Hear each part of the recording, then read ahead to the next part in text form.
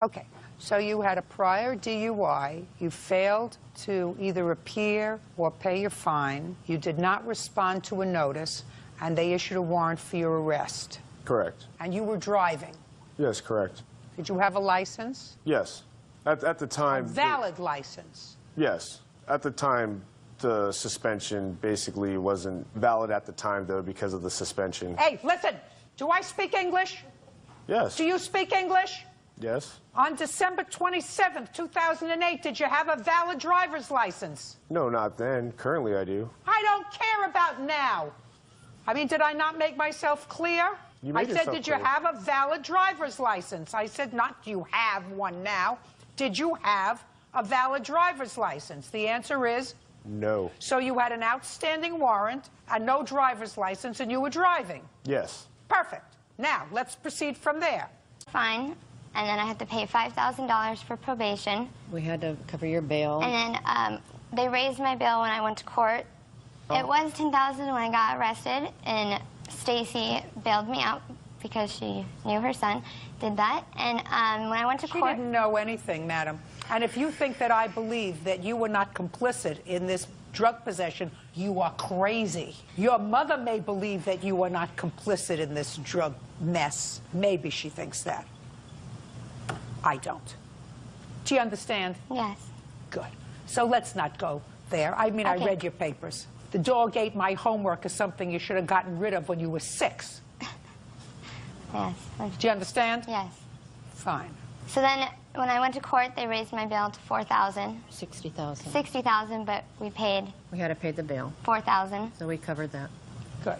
And you pled guilty, and yes. Because I pled guilty, because Robert has hit me in the past. He's threatened to hurt my family and me, so... Baloney! You want to know why that's baloney?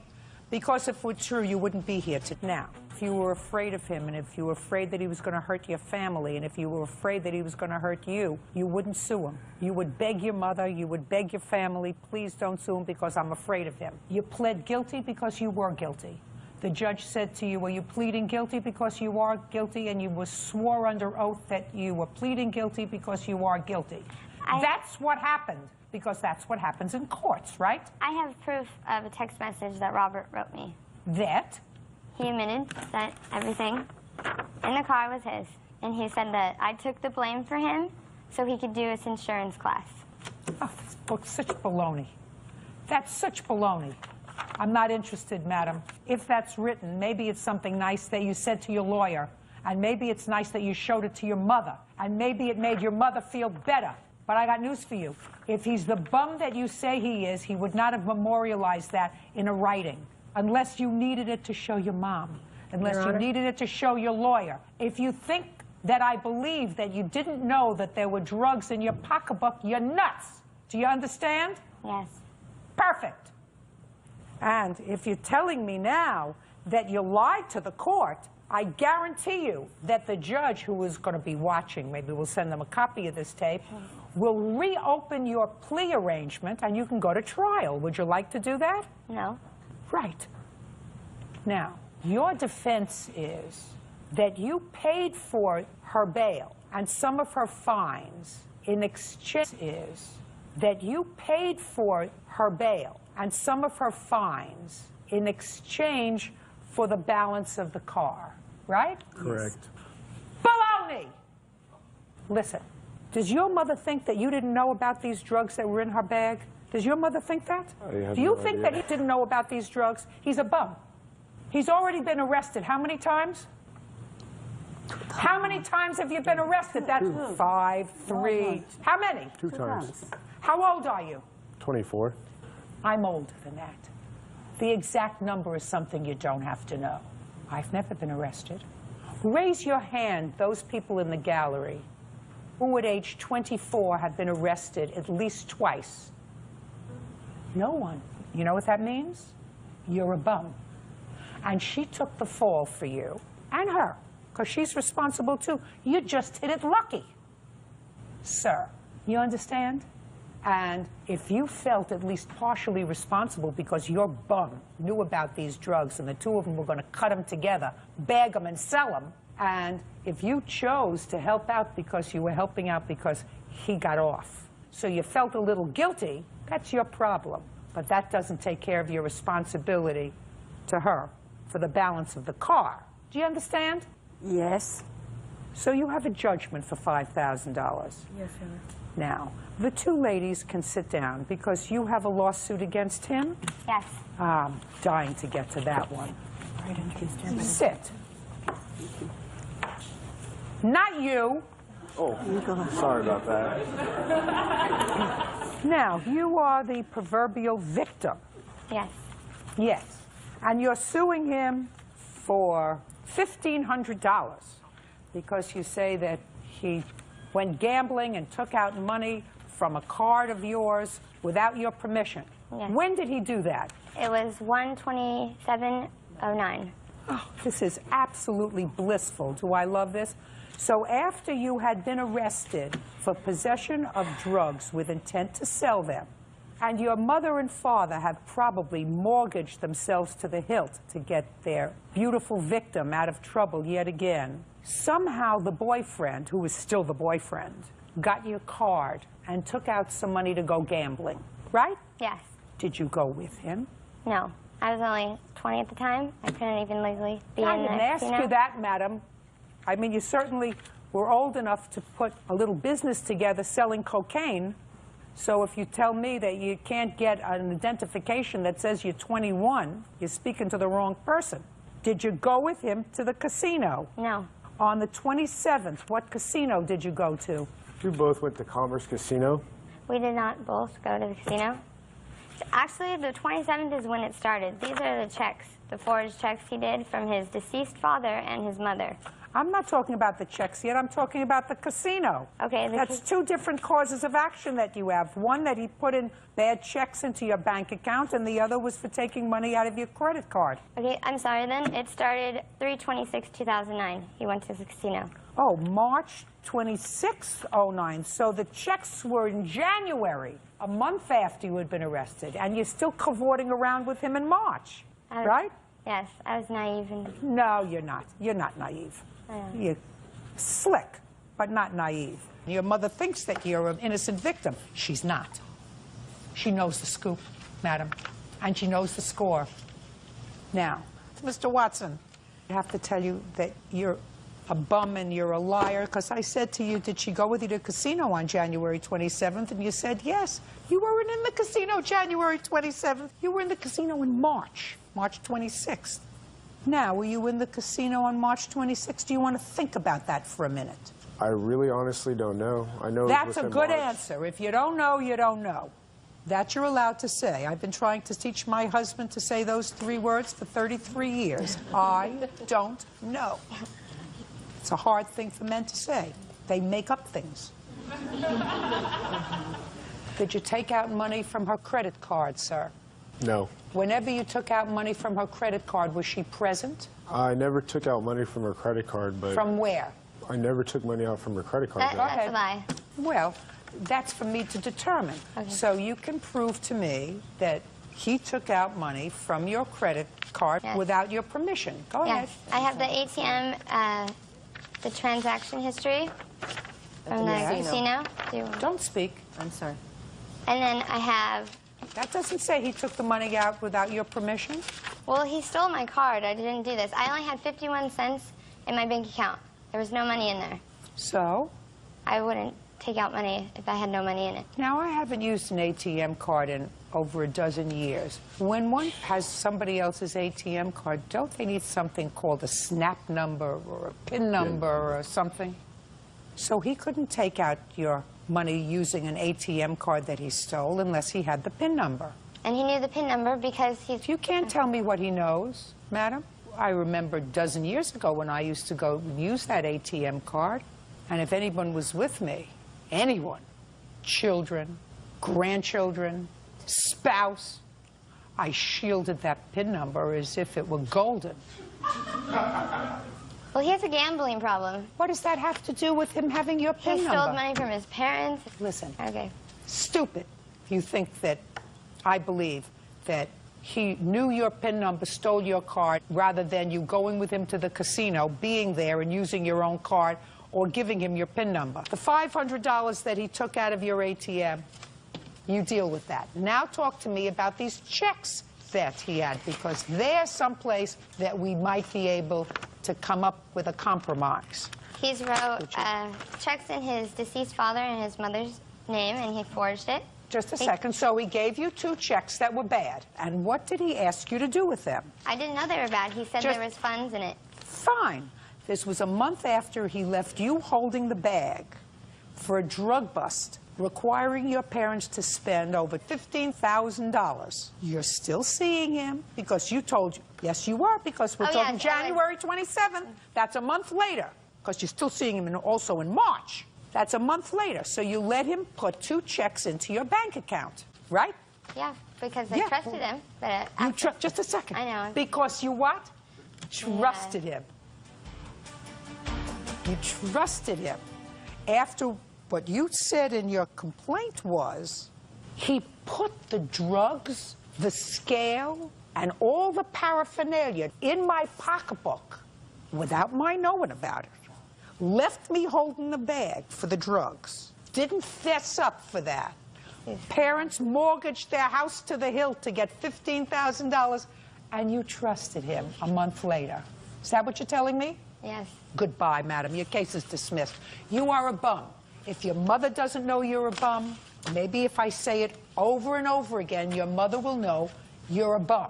Do you understand? Yes. You better stop being a bum. You look like you have a nice mother. You better open up your eyes. She's more trouble than you think, and she lies. And you know how I know she lies? Her mouth is moving. Goodbye. Parties are excused. You may step out. Yes, I do have visitation. Do you But see- that's not quite how it happened. Well, whatever. Miss Jones, you don't have to go into the gory details with me. If you were prepared to be a mother to the children and take care of them and support them and do everything else, they wouldn't be living with their grandmother. Right. Put your hand in. Who are you? I'm Eric Kennedy. Who are you? I'm a witness for Kristen. Well, but He's I not- have my son. We have the oldest son together, Christopher. where is that child? He lived with her, with Kristen. He lived with Kristen, and Just a second. So you have 2 children, but only one of them is her son's child. Right. right. And you took both children. Yes, I did. Perfect. Do you have a mother? Do I what? A mother! A mother? Yeah, I have a mother. And you have a son. So your son doesn't live with you, No, doesn't live with his mother, no, and doesn't live with your mother. no. Lives with someone who is not biologically related to your child at all. Right. Now, the reason that has happened is because I've got 2 children that live with me. I have a baby on the way also. And she knows that I was going to take my son and let him live with me. They wanted to keep my but 2 we boys wanted together. to keep the 2 children together because my son and the younger AJ, they've been together since they were babies. So they all, even she did, talked me to allow my son to stay with her so that we didn't separate the 2 kids because they need each other. So I did that. I did that for them. What do you do for a living, Mr. Kennedy? I sell cable with Insight. And you filed tax returns last year? I just started about 5 months ago. Started what, filing tax returns? No, subcontracting. Take your hands out of your pocket. When was the last time you filed tax returns? Last year, I was actually working in construction then. Good. And how much did you earn last year? About 28, 30,000. You can't afford 4 children. No, I've got 2 there, and then I got 1 on the way. But I was just trying Just a second. I can count. You have 1 child who's living with Miss North. Right. You had 2 children, and you said you had 1 on the way. That makes 4 altogether. First, you have to learn math. If I was to take my son, yes, I would have 4 altogether. I don't care whether you take them or not. You have enough children. Okay. Well, I've seemed to manage so far. No, you don't. No, you don't. How much support do you send Miss North? Right now, I don't send her nothing But because... then you don't take care of your children. But that was Mr. a verbal. Kennedy. That was a verbal agreement on her behalf that child support was not going to be issued. Child support shouldn't be an issue, Mr. Kennedy. It is your responsibility. Right, No, but I listen wanted to me. to keep Don't my go like son. this. Just a minute. Don't go like I'm this. sorry. I'm sorry. Child support is your responsibility as a parent. I know that. You don't have an agreement with her that she's not going to ask for child support. What you do is say, if you take care of them together, you're taking care of my responsibility. I'm going to send you $50 a week, $100 a week, or whatever it is. That's what you do as a parent. You don't say, well, there was an agreement that I wouldn't have to pay child support if I let them stay together because they need each other. And I'm saying to you, on $28,000 a year, you can't afford 4 children. Sit down. Okay. What do you do for a living? Right now, I'm babysitting. I'm living. You what? I'm staying with a woman. I'm watching her kids just about all the time. Why don't you work? I was working, and I had an allergic reaction. Allergic reaction to what? Working? Just a second. She didn't like to go on the bike. No. I don't either. I think that you have to be stupid to drive around on a motorcycle. But if you choose to do that... When we finally I'm not finished speaking. Sorry. Did I take a breath? Are you chewing gum? No. There's no gum in my mouth. Perfect. When I am moving around here, you have to stop. Do you understand? Who is this? It's my mother. It's your mother. So... Both understood. Don't tell me what they both understood. Okay. I don't want to hear what they both understood. Okay, you just we tell me tried what to get them to understand as much as possible. Hey, you have the same problem as he. When my mouth is working, yours doesn't. Judge Judy continues. Understand? Yes. That's a very good answer. 2 weeks later, it is immoral for you to think that this young lady has to assume the responsibility of a bike when somebody else is sitting behind you on the bike. You get my drift? Yeah. Good. Judgment for the plaintiff Now, in the amount of do 3. I I'm get my speaking. stuff back I'm speaking. that she has it, that's on the card if I'm paying for the card? I'm speaking. Judgment for the plaintiff in the amount of $3,000. But the check is going to be withheld until he gets back the engagement ring. Do you understand? Yes, I do. That's all. Thank you. Did you see that last clip that we did? Yes. You know, you were talking honestly about couples and stuff I was watching in the back. And that sort of presented an interesting scenario. That, Yes. What it was about is, you know, the usual thing, people fighting over a guy, usually a worthless guy. You know, usually somebody who you wouldn't really fight for unless you were desperate. Right. And women are so funny. They get angry with each other. The wife and the girlfriend or the 2 girlfriends get angry with each other, but nobody gets angry with the guy. Yes. I just find that so odd. That was that case, by the way. You know, they were fighting, but they were fighting over this prize bull, you know, this prize unemployed bull.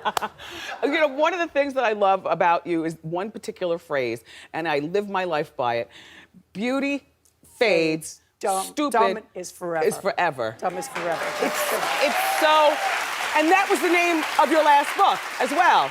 Well, I wrote that book a few years ago, and it was a phrase I think that I got from my family. Yes. Because they said that, you know, girls, when I was growing up, different from now, were either nurses, school teachers, housewives, or nothing. That was it. I mean, those were your choices.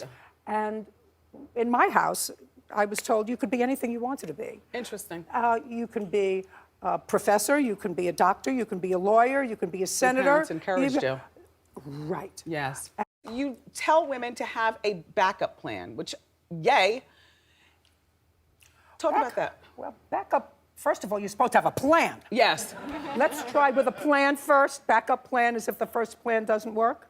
And one of the things we talk about in the book is that if you put your life and view yourself as somebody else's, I'm so-and-so's wife, I'm so-and-so's mother, I'm so-and-so's daughter, and you haven't created a you, what happens when all those other things leave you? Yes. Your husband can leave you, your children hopefully will grow up and fly away and do their own thing, as will your grandchildren and your parents. If things go in progression of things, they will go before you. You will have nothing left. Yes. So you have to have a plan. A plan. First. And your plan is prepare yourself for life as a whole person. His biggest attribute as a cricketer and as a human for me is his consistency in the way he is. So whether he's scoring 300 or he gets a duck, his personality never changes. In fact, when he's not scoring runs, he's even better to the team. So that is the hardest thing to have as a sportsman, and something that we've all learned a lot from Hash. Just that way that he looks at the game of cricket as a game. He doesn't see it as something that changes his personality or changes a huge the way his life happens. So Tesla, like, what does your time look like there? Yeah, so that's a good question. I think a lot of people think I must spend a lot of time with media or on businessy things, but actually almost all my time, like 80% of it is spent on engineering and design. So it's developing next generation product. That's 80% of it. You probably don't remember this. A very long time ago, many, many years, you took me on a tour of SpaceX. And the most impressive thing was that you knew every detail of the rocket and every piece of engineering that went into it. And I don't think many people get that about you. Yeah, I think a lot of people think I'm kind of a business person or something, which is fine. Like, business is fine, but but really, it's it's like at SpaceX. Gwynne Shotwell is chief operating officer. She kind of manages legal, finance, sales, and kind of general business activity. And then my time is almost entirely with the engineering team, working on improving the Falcon 9 and the Dragon spacecraft, and developing the Mars colonial architecture. And then at Tesla, it's working on the Model 3 and some in the design studio, typically half a day a week, dealing with aesthetics and look and feel things, and then most of the rest of the week is just going through engineering of the car itself, as well as engineering of the factory. Well, I'm confident that America will move ahead. It's been, from the time I was born until now, the real GDP per capita of this country has gone up 6 for 1. I mean, nobody ever dreamt that would be possible. And when you look at what's happened in this country over 240 years, it's an absolute miracle. When I went to Columbia Business School in September 1950, one woman in the class. I mean, this country moves forward, and you can't stop it. So I'm enormously optimistic. I say the luckiest person born in the history of the world is the baby being born today in this country. And we will go and, everybody, half the country always is going to be somewhat unhappy, or close to half, about the last election. But I grew up in a household in the late 1930s. My dad was very Republican. My sisters and I didn't get dessert unless we said something bad about Roosevelt. I mean, it was required. And I heard all these apocalyptic views about after his third term, there'll be no more elections. I've been hearing that all my life. And, year after year after year, with occasional hiccups and an occasional seizure like we had in 2008 and 2009. But this country, it's all profit, folks. I mean, when I came in, just think of what it would have been like in 1776, nothing here. Yeah. And now we've got... And the velocity of change. Oh, it just keeps moving. Day. I mean, guys like Bill, they don't quit.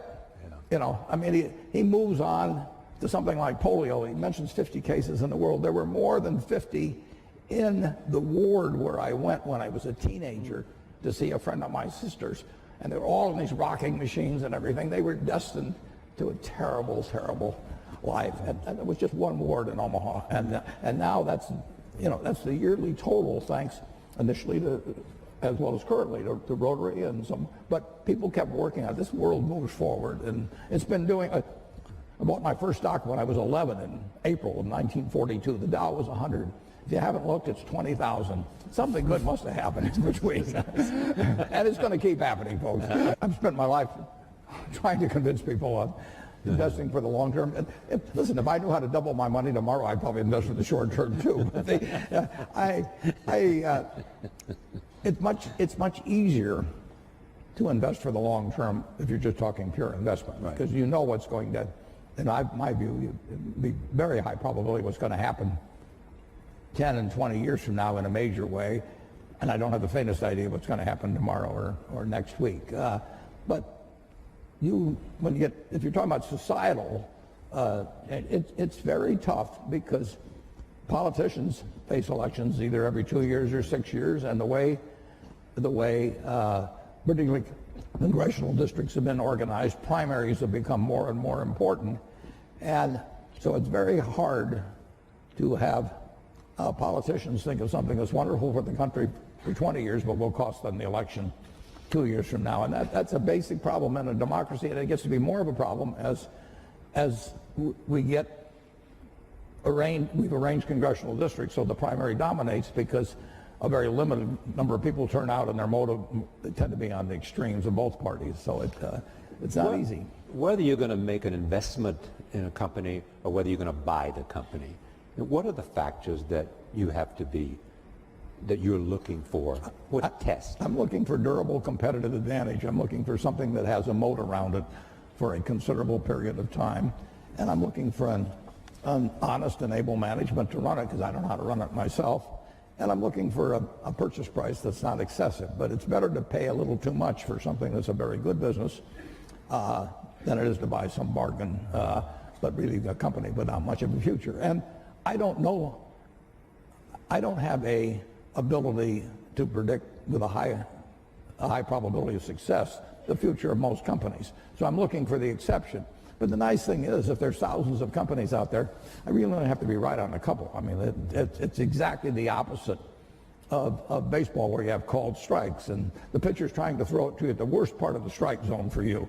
And if he succeeds in getting into that corner 3 times and you don't swing, you're out. And investing, it's a no called strike thing. So I can sit there all day and somebody can throw me one company after another, and finally I get one in my sweet spot. Both of you have chosen both wives and partners well. Hello, my name is Christina Nunez. I'm a fellow dental student to Josh. Thank you for speaking with us today. I'm curious about your insight related to relationships. I'm personally, given a desire to honor myself and respect other individuals, have found it difficult throughout life to discern which relationships to really foster and invest in and accept challenges from, and which to kind of forego and abandon because they're more harmful than helpful. So are there any major life lessons that you two have learned through your personal experiences? Well, it's a very important question, and the more you will move in the direction of the people that you associate with. So it's important to associate with people that are better than yourself, and actually the most important decision many of you make, not all of you, will be the spouse you choose. Right. And you want to associate with people who are the kind of person you'd like to be. You'll move in that direction, and the most important person by far in that respect is your spouse. I can't overemphasize how important that is, and you're right. The friends you have, they will form you as you go through life, and make some good friends, keep them for the rest of your life, but have them be people that you admire as well as like. The Bible says worry about nothing. Now here's some facts about worry from Dr. Walter Calvert. He did a study and discovered that 40% of our worries never even happen. They don't. 40%. 30% of your worries concern the past. Now, worry cannot ever change your past, and it certainly can't control the future. All worry does is mess up today.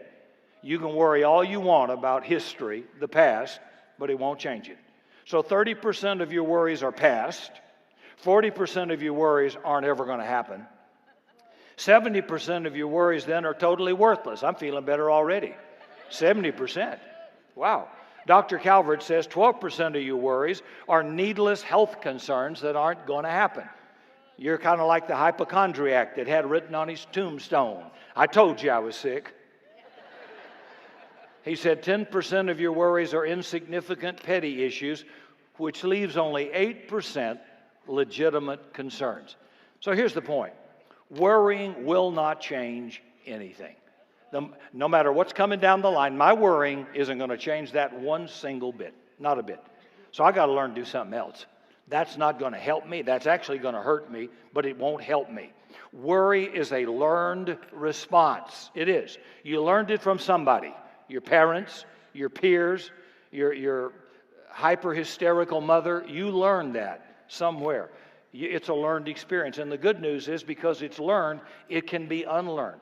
And you parents have to be really, really careful, and moms especially. Every time you get bad news, you go nuts. Stop it. It's never as bad as you think. It always comes, and it sounds worse than it is. And you've just got to learn, stop this. I don't want this toxicity to get on my kids. I'm raised in the military. I was then with pilot training and then with first aid and scuba diving and rescue squads. Our first law was always don't ever think about panicking. When you panic, you can't think right. You can't respond. It won't help anything. And my wife will tell you every time she's concerned about something or the children or grandchildren or something going on, the first thing I'll say is, stop worrying. You can do this. You can learn that. Or you can just go to pieces and upset everybody and create a toxic culture of anxiety, stress, and fear. Whatever the diagnosis was, don't worry about it. We're on top of this. We're going to deal with it. It's going to be all right. You men need to learn to do that. You're supposed to bring the security and protection into a home, and children need to hear that it's going to be all right. And then when they go out and have a home and family, they're going to get some bad news. They need to learn how to respond. So he says, do not worry about tomorrow. Tomorrow will take care of itself. Each day has enough trouble of its own. Matthew 6, verse 34. Boy, isn't that true? Yeah, don't worry. Tomorrow's coming. It's going to have some trouble in it too. So Jesus is saying, don't open your umbrella till it starts raining. Today is the tomorrow you worried about yesterday. And when Paul wrote this letter, don't be anxious or worry about anything. Where is he? He's in a dungeon in a Roman prison. Hello? He's writing this, right? The key to reducing stress is to live one day at a time. Just focus on today. Whatever God tells us not to do something, He always will give us a positive replacement. So when God has a don't, He always gives you a do to replace it. He says, eliminate this from your life, then He adds something. So He says, don't worry. So what am I going to do? Step 2, pray about everything. See? But in everything, by prayer and petition, just pray in your vocabulary the best you can. If God was standing there as a person in the form of Jesus, you wouldn't be speaking King James English. That's 400 years old. You'd be speaking your language today. And if you don't speak English, you'd be speaking Spanish. He can translate. You just go right ahead and you just tell Him, you pray about the issue. So whenever we get a concern for one of you, or someone's been taken to the ER, or someone's got a diagnosis with the possibility of breast cancer, or or it's a financial need, first thing we do is, I'm not going to get up and get myself worried about it, but I am going to do something about it. I'm going to pray. And so if Cindy's there, we come into agreement and we pray. We just stop whatever we're doing in the name of Jesus and we deal with it right there. We pray, we bind, we loose, we claim God's promise over that issue, and we come into agreement. And a husband and wife in agreement is a very powerful weapon. But prayer does change things.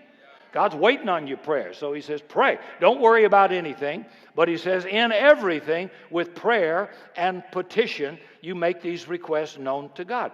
Notice it says, in everything.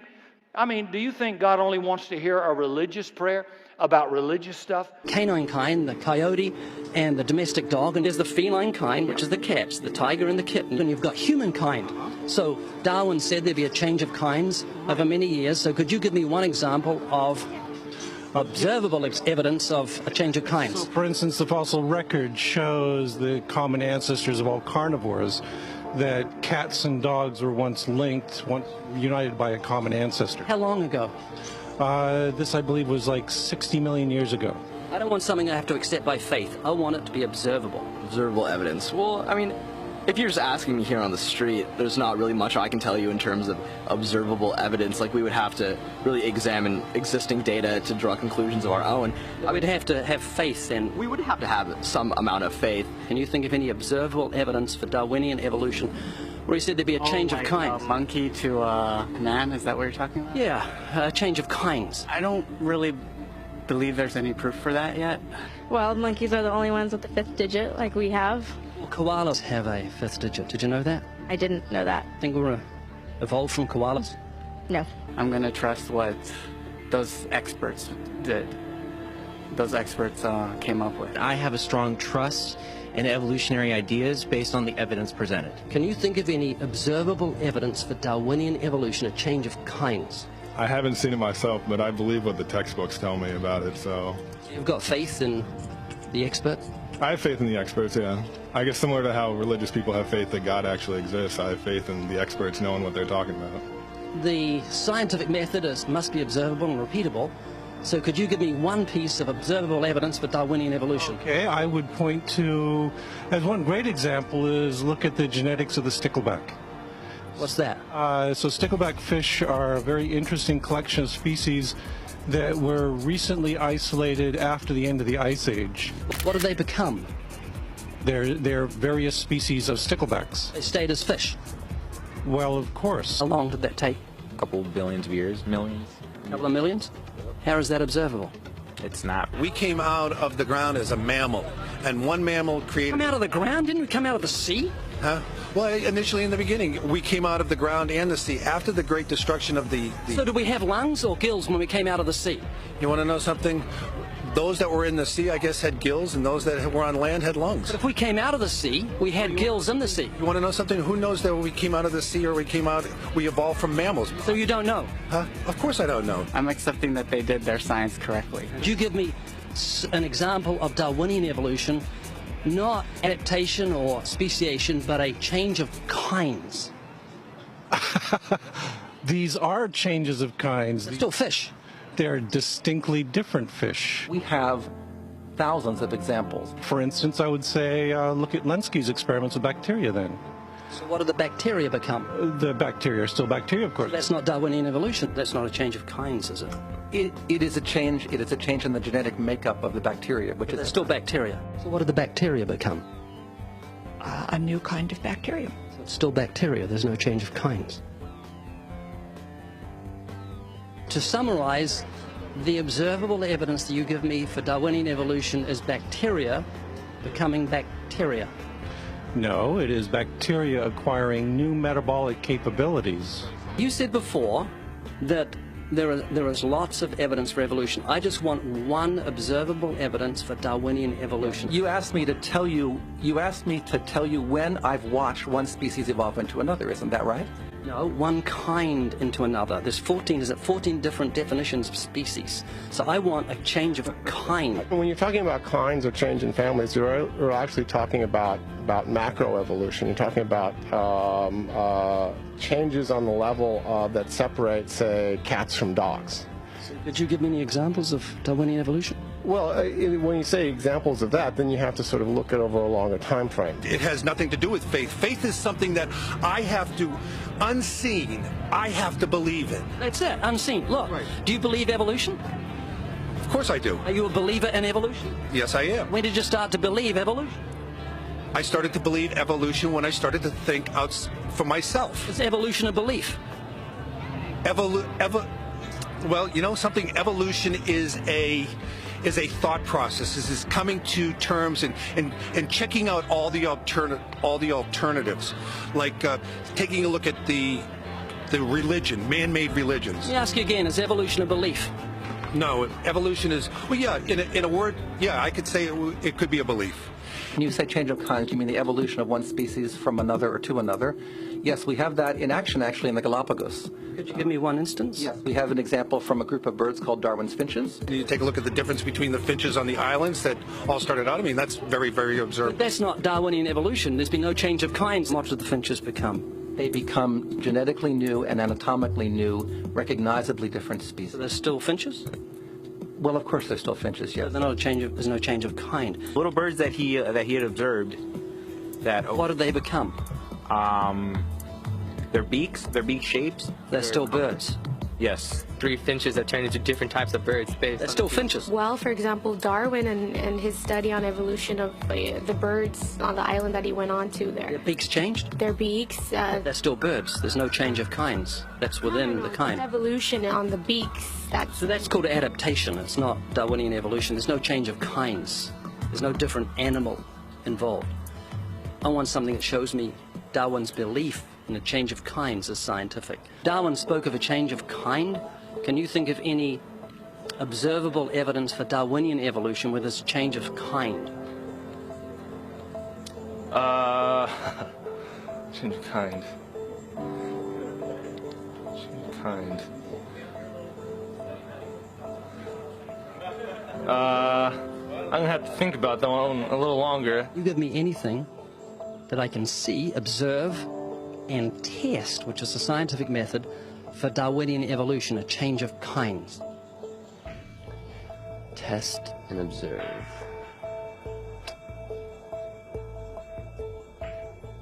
Could you give me observable evidence, which is the scientific method, for Darwinian evolution, a change of kinds?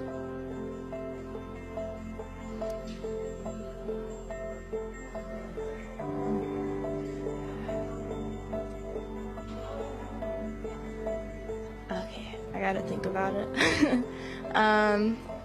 So you want the evidence of it? I would say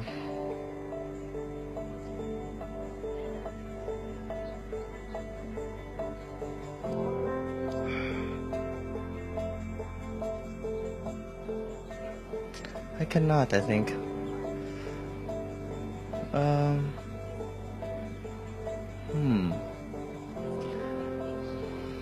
It's a hard question, actually.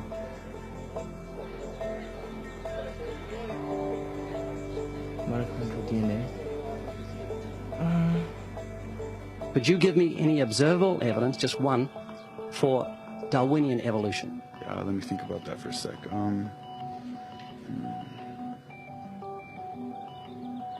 Observable evidence, something where we don't have to exercise faith. Something that can be observed, like the scientific process, observable. That's a good question. That one I'm not quite sure. So you can't think of any observable evidence for evolution? No. How do you know it's true?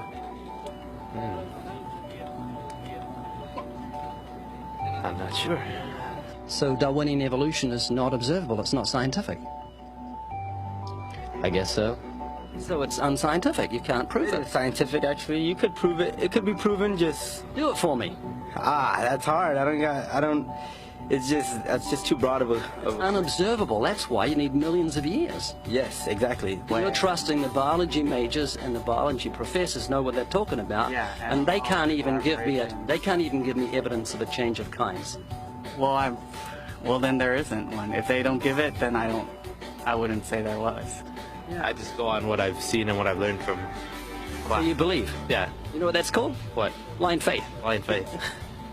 Faith is the great cop-out, the great excuse to evade the need to think and evaluate evidence. Richard Dawkins. Do you believe in intelligent design? Of course not. Do you think everything is intelligently designed?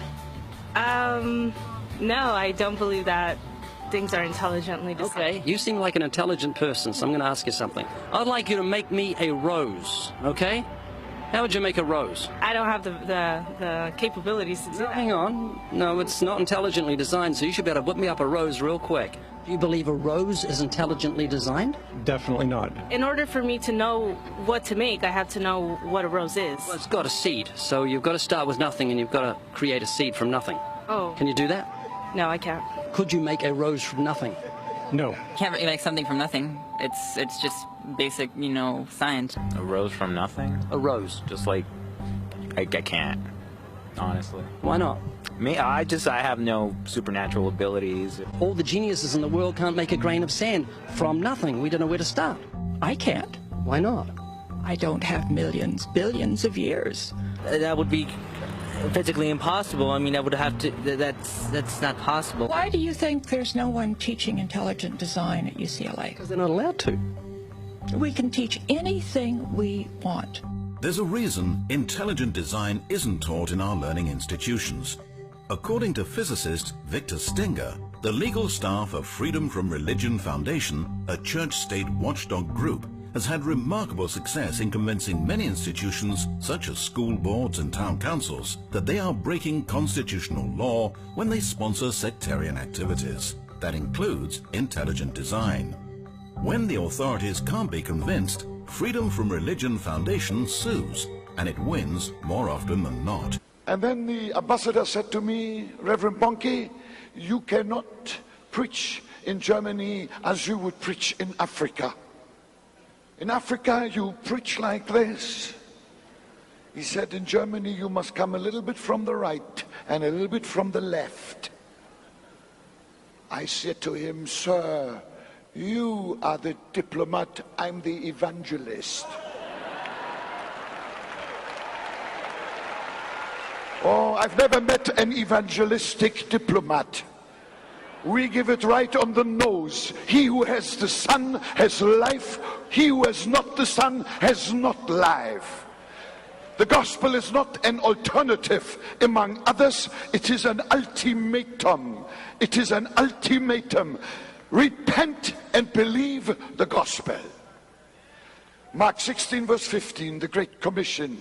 Go into all the world and preach the gospel to every creature.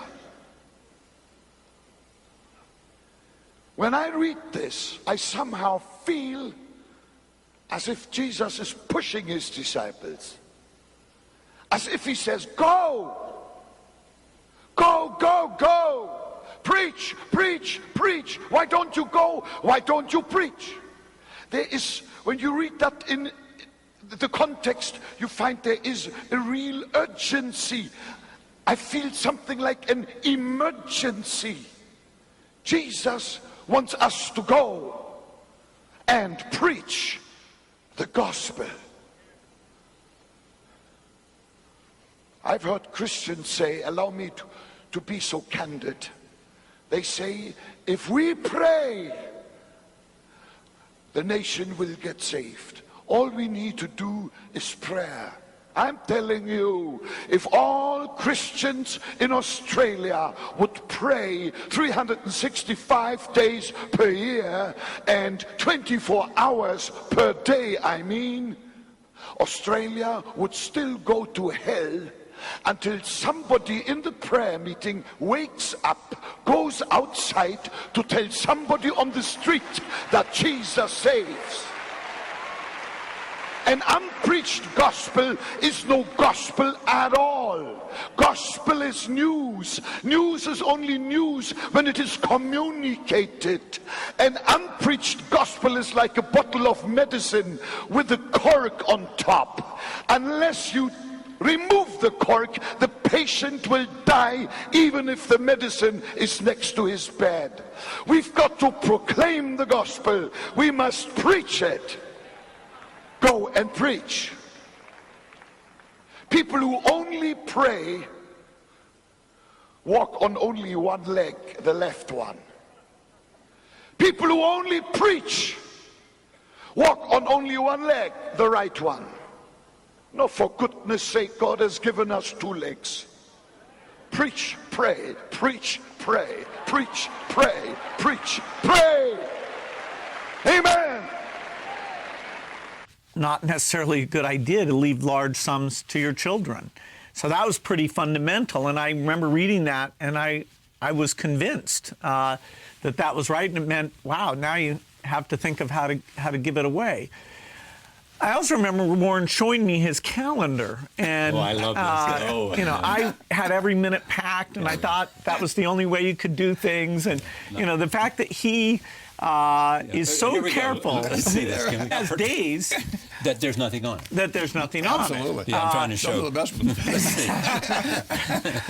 And well, this is October. It's very high tech. Be careful. You might not understand. I'm going to hold. I'm not going to show the thing. But this is the week of April, of which there are only 3 entries for a week. Yeah, there'll be 4 maybe by April.